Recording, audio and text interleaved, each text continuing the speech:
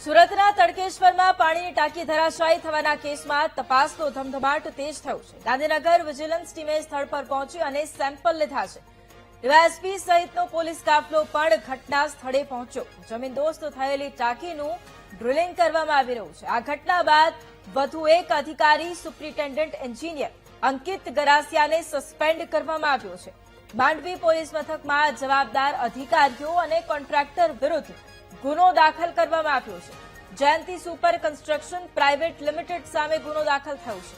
બાબુભાઈ અંબાલાલ પટેલ અને PMC agency Mars અને planning private limited સામે પણ ગુનો દાખલ થયો છે।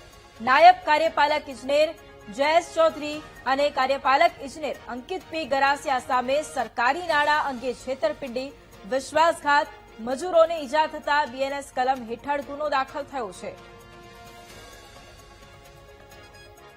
ભરૂચ તાલુકાના તડકેશ્વર ગામ ખાતે પરમ દિવસે જે ટાંકી તૂટી પડવાની ઘટના બની હતી અને જેમાં પોલીસ દ્વારા 2 એજન્સી અને એક કોન્ટ્રાક્ટર અને 2 અધિકારીઓ વિરુદ્ધ ગુનો નોંધવામાં આવ્યો છે।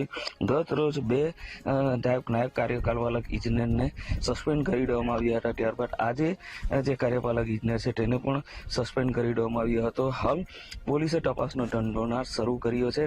ડીવાયએસપી બીકે વનારની આગેવાની હેઠળ પોલીસનો કાફલો હાલ ઘટના સ્થળે પહોંચ્યો છે અને પંચનામું કરી રહી છે। જે ઘટના બની હતી એ ઘટનામાં લોકો દ્વારા પણ ભારે રોષ જોવા મળી રહ્યો હતો, કારણ કે જે પ્રોજેક્ટ હતો એ પ્રોજેક્ટની ટાંકી શરૂ થતા પહેલા તૂટી પડતા જ લોકોનો રોષ જોવા મળી રહ્યો હતો। સ્થાનિક ધારાસભ્ય અને વિરોધ પક્ષ દ્વારા પણ જે અધિકારીઓ છે, કોન્ટ્રાક્ટરો છે, તેના પર કડકમાં કડક કાર્યવાહીની માંગ કરી હતી, જેને લઈને 3 અધિકારીઓને સસ્પેન્ડ કરી દેવામાં આવેલા છે। હાલ તો ડીવાયએસપી સહિતની ટીમ, પોલીસની ટીમ ઘટના સ્થળે પહોંચી છે અને પંચનામાની કાર્યવાહી કરી તપાસનો ધમધમાટ શરૂ કર્યો છે। કેમેરામેન નાજીમ સાથે નિર્મલ પટેલ, વીટીવી ન્યૂઝ, સુરત।